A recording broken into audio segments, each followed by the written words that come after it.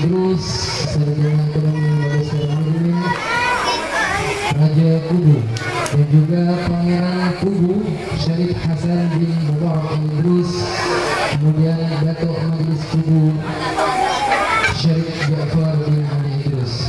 Semoga kedatangan beliau pada hari ini membawa berkah untuk kampung kita semua. Demikian, selanjutnya kita lanjut ke acara berikutnya, yakni sambutan. Adapun sambutan yang pertama, kami persilakan kepada beliau Syarif Ibrahim Ali Idrus SMM selaku Raja Kubu. Kepada beliau dengan segala hormat kami persilakan. Nabi Muhammad. Allahumma shalli ala sayyidina Muhammad. Bismillahirrahmanirrahim. Assalamualaikum warahmatullahi wabarakatuh.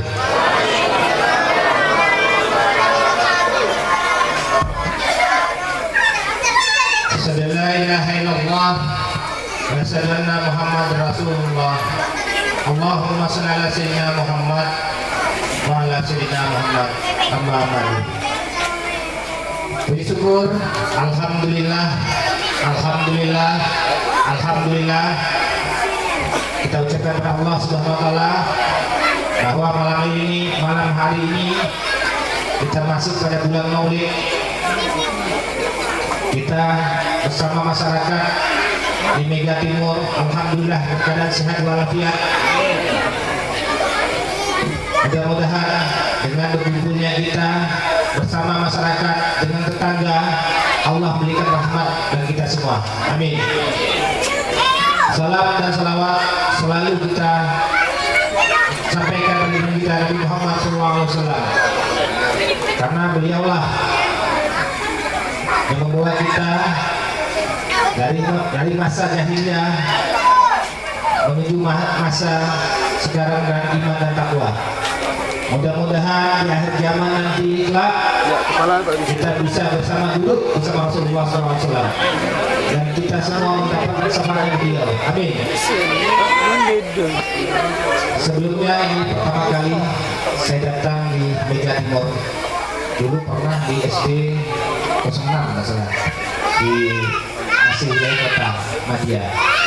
Alhamdulillah pada malam hari ini saya bisa hadir di tengah-tengah masyarakat di Mega Timur. Mega Timur merupakan bagian dari Kabupaten Kubu Raya. Kubu Raya kalau ditarik ke belakang itu ada sejarah yang tidak mungkin kita lupakan. Ada pemerintahan sebelumnya, yaitu Kerajaan Kubu. Bapak Ibu mungkin belum familiar Kerajaan Kubu. Kita mengenal Kerajaan Kadaria Pontianak. Kita Kabupaten Kubu Raya ada Kerajaan Kubu yang berada di Desa Kubu, Kecamatan Kubu, di muaranya Kubu. Sama bentuknya di persimpangan itu. Di sana ada makam beliau ulama, beliau pemimpin, beliau berdakwah, yaitu Habib Idrus bin Abdurrahman Al Idrus. Beliau dari Yaman. Beliau juga keturunan Nabi SAW. Beliau keturunan ke-31 sampai ke Rasulullah SAW. Jadi minimal kita bagian masyarakatnya dan ada jasa-jasa beliau dalam pengembangan Islam yang ada di Kabupaten Kubu Raya. Kita wajib dalam satu seumur hidup kita wajib untuk berziarah di Kubu. Untuk ziarah itu mudah, transportasi sekarang mudah, dari pagi sampai sore ada, yaitu kita bisa menggunakan speed, bisa motor air, bisa dengan bisa. Sedikit saya ceritakan sejarahnya beliau. Asal beliau dari Yaman Hadramaut. nama Idrus ini kenapa di kalangan jamaah dan para aulia begitu nama Idrus ini mereka sangat hormat, karena di keturunan Idrus ini ada 4 generasi yang berturut-turut menjadi imam aulia, bahkan 5. Abu Bakar ini 5, cuma Abu Bakar ini tidak punya turunan. Ada 5 generasi yang dari moyang, datuk, abahnya, cucunya, dan antara lihat aja. Itu merupakan pemimpin, merupakan imam.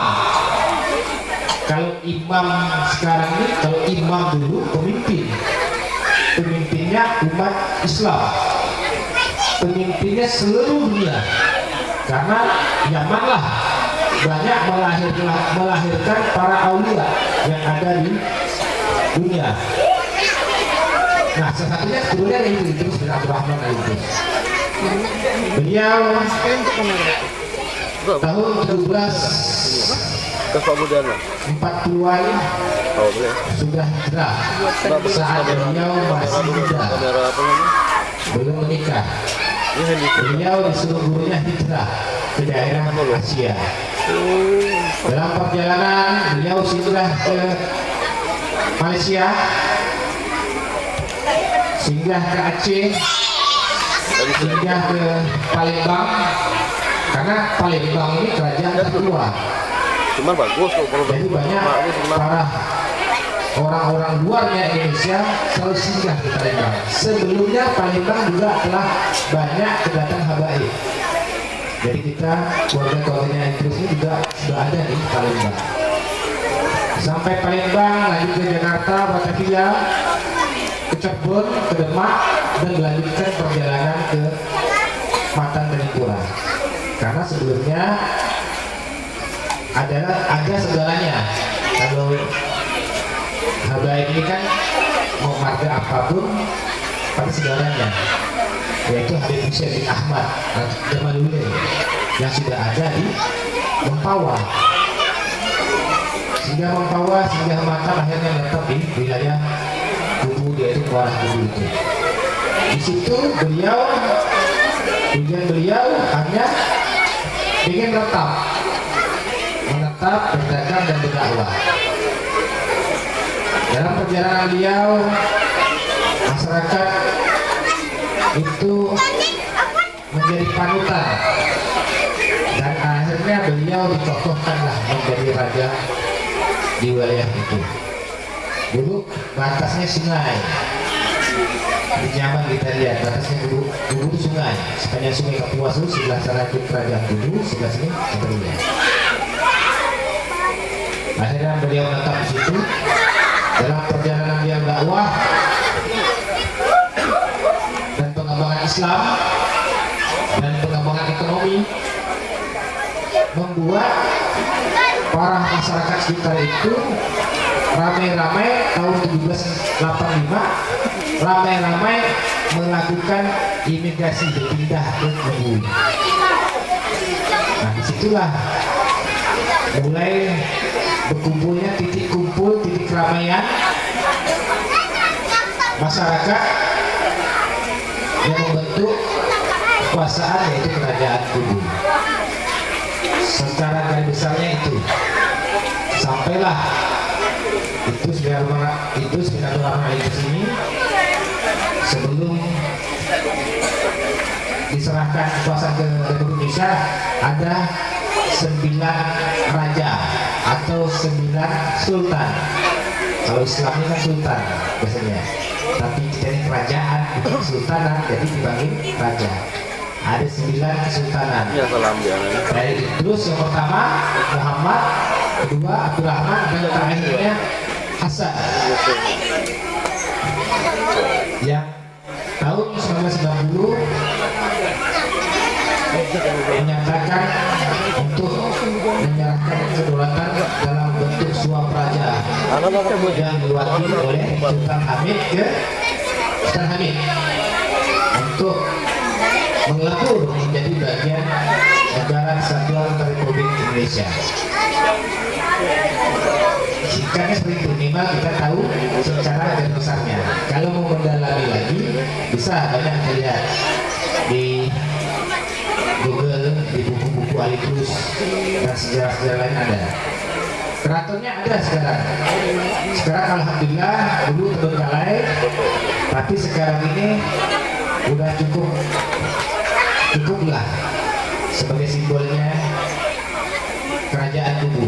Cuma belum dapat ditempati karena di bawah lantainya itu masih kurang kuat.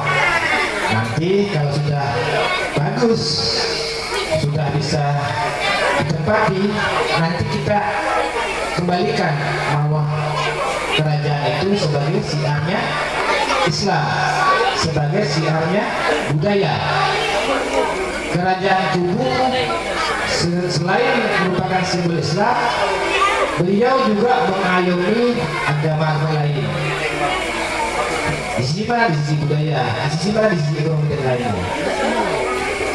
Saya ucapkan terima kasih kepada para habaib yang ada selama ini. Di sini ada anggota Majelis Kerajaan Tugu Al Habib Ja'far bin Ali Aidrus bersama Pangeran Tugu. Sini juga tinggal di Mega Timur, yaitu Al Habib Hasan bin Mubarak Aidrus, Ustaz Anas, Ustaz Fadilah, masyarakat, Pak RT, grup salawat, para orang tua, guru-guru, para ulama, guru ngaji dan lainnya. Mudah-mudahan malam ini malam awalnya Maulid, mudah-mudahan Allah Subhanahu wa taala memberikan rahmat bagi kampung kita. Memberikan kehidupan yang lebih baik bagi kampung kita. Segala persoalan-persoalan yang membelit masyarakat yang hadir pada malam ini, Allah bukakan pintu-pintu kemudahan. Karena apa? Maulid yang kita selenggarakan ini merupakan bukti bahwa kita Islam, kita mencintai Nabi. Walaupun sekali tidak apa-apa, dapat kita lakukan sekali itu nanti pelan-pelan hati kita akan timbul rasa cinta kita pada Rasulullah SAW.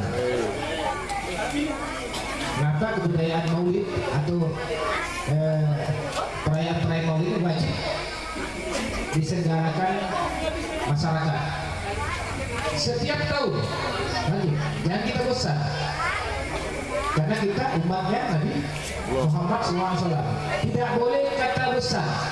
Walaupun ceramah-ceramah yang disampaikan para ustadz yang lainnya berulang-ulang beri pencerahan sunnah-sunnah Nabi, sejarah Nabi, perjalanan Nabi dan lainnya, kita dengarkan. Disitulah nanti akan tumbuh benih-benih cinta kita kepada Rasulullah SAW. Kalau benih-benih cinta sudah tumbuh, insya Allah kita yang dulunya atau saat ini kita orang yang belum penuh dengan iman dan takwa, pelan-pelan Allah akan menuntun kita, Nabi akan menuntun kita, supaya kita makin hari dari waktu kita akan tumbuh keimanan dan ketakwaan. Terus yang kedua, kita dijamin akan dilindungi oleh Allah Subhanahu wa taala. Jadi kita tidak boleh bosan. Karena ini tiap tahun dilaksanakan. Dengan salawat yang kita lafalkan pada malam ini, insya Allah tumbuhnya kerinduan itu akan mencurahkan rahmatnya Allah dan Nabi Muhammad SAW kepada kita. Kalau rahmat tercurah pada kita, insya Allah dalam perjalanan kita hidup di dunia ini, banyak masalah, banyak penderitaan, banyak kesusahan, insya Allah pasti ada jalan petunjuk pasti tumbuh kesabaran kita menerima atau apa-apa yang kita jalani saat ini.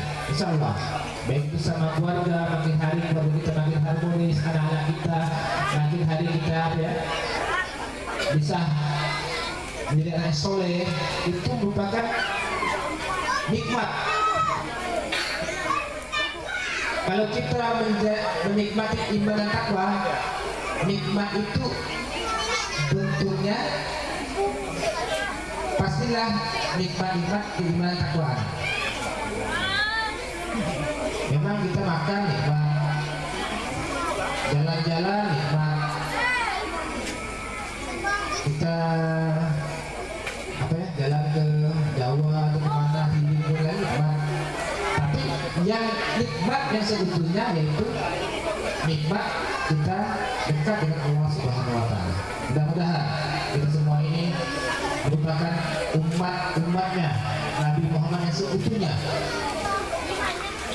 Saya ucapkan terima kasih kepada masyarakat pada malam ini.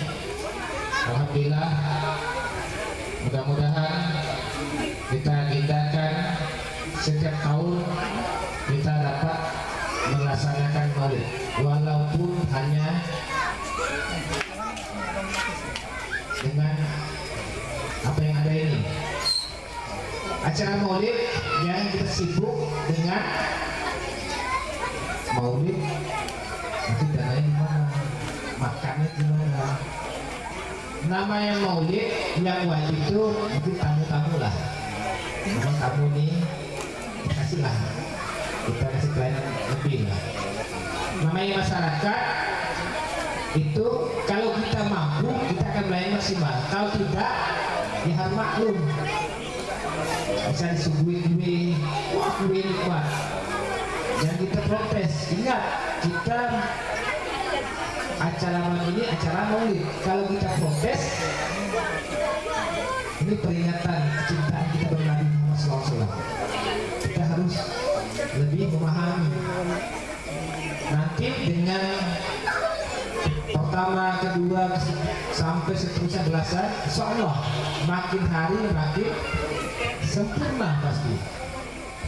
Dan mudah-mudahan masyarakat di sini mulai ini dan tahun-tahun berikutnya kita bisa bersama-sama bergotong royong untuk melaksanakan maulid. Boleh beda-beda di kampung ini. Kalau dulu ada budaya yang bagus. Setiap maulid kita ngasih satu ceper makanan, satu kakak, satu rumah, satu kakak wajib ngasih makanan. Nama ini kan perayaan bersama. Kita memperingati maulid Nabi besar Muhammad SAW. Sumbang, setiap kakak itu wajib sumbang satu ceper. Karena itu akan menimbulkan rasa kita, pengorbanan kita untuk saling meringankan. Jadi darah ketua tunjuk, jangan ibu-ibunya di belakang misalnya dibawalah, walaupun tidak diminta oleh panitia dibawa CPR, senang. Lama-lama kita timbul lagi bawa buah-buahan yang lainnya. Insya Allah semua pengorbanan bapak-bapak, ibu-ibu, dari yang hadir, dari yang nyumbang, dari yang menyumbang uang dan tenaga, itu ada nilainya di mata Allah Subhanahu Wa Taala. Yakinlah, besar kecil itu bukanlah ukuran, keikhlasan itulah yang menjadi ukuran supaya kita menjadi orang yang benar-benar cinta pada agama kita, cinta pada Nabi kita, dan menuju iman dan takwa kepada Allah SWT. Mungkin itu saja yang dapat saya sampaikan kepada masyarakat yang ada di Mega Timur. Di sini juga saya ini tidak mungkin nyampai di Mega Timur kalau tidak dibawa oleh saudara saya ini, Bapak Arif Umar. Saya pun belum nyampai ke rumah, insya Allah nyampe ke rumahnya, karena beliau ini setiap saya perjalanan, beliaulah yang mendokumentkan saya ini untuk mensosialisasikan kerajaan ini ada di Ini Pak Arif merupakan masyarakat di sini. Saya ucapkan terima kasih Pak Arif. Mudah-mudahan keluarga juga Pak Arif ini dan keluarganya selalu sehat walafiat. Diberikan kemudahan dan keberkahan ya Allah Subhanahu wa taala. Semua masyarakat juga diberikan keberkahan. Mungkin itu saja yang dapat saya sampaikan. Lebihnya saya ucapkan terima kasih. Kalau ada kata-kata yang kurang berkenan, saya mohon maaf. Insya Allah kita tetap jaga silaturahmi. Dan satu lagi mungkin perlu saya sampaikan. Tahun ini tahun politik, dan ini wajib saya sampaikan. Tahun ini tahun politik. Ada pemilihan DPRD tingkat kabupaten, provinsi, pusat, DPD, dan pemilihan presiden. Kita mempunyai hak untuk memilih, memberikan mandat kepada orang-orang yang keyakinan, membentuk keyakinan.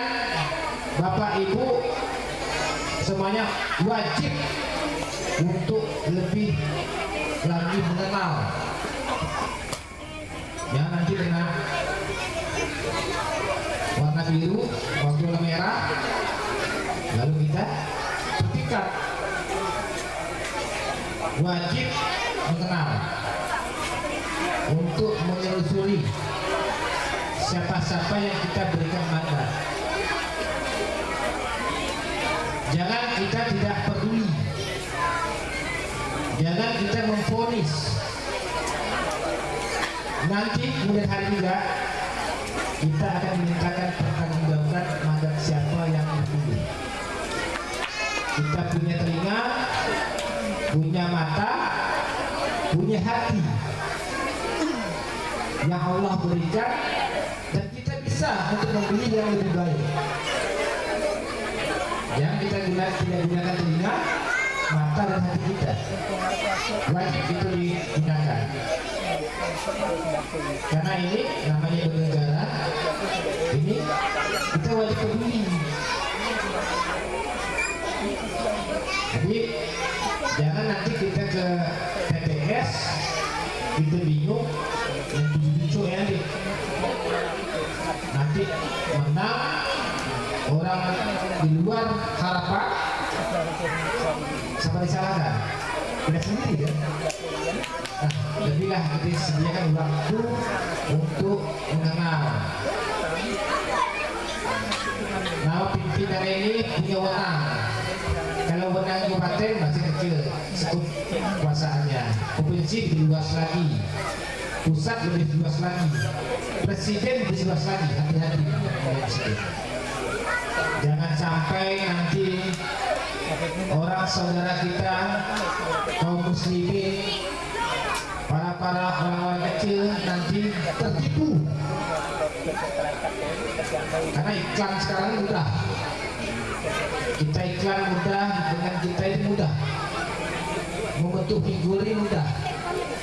Tapi apabila kita menggunakan mata, telinga, dan hati kita, pasti kita akan diberi oleh Allah. Kita memilih orang-orang yang benar-benar dikehendaki Allah. Mungkin itu saja yang dapat saya sampaikan. Ada kata saya akhiri. Assalamualaikum warahmatullahi wabarakatuh.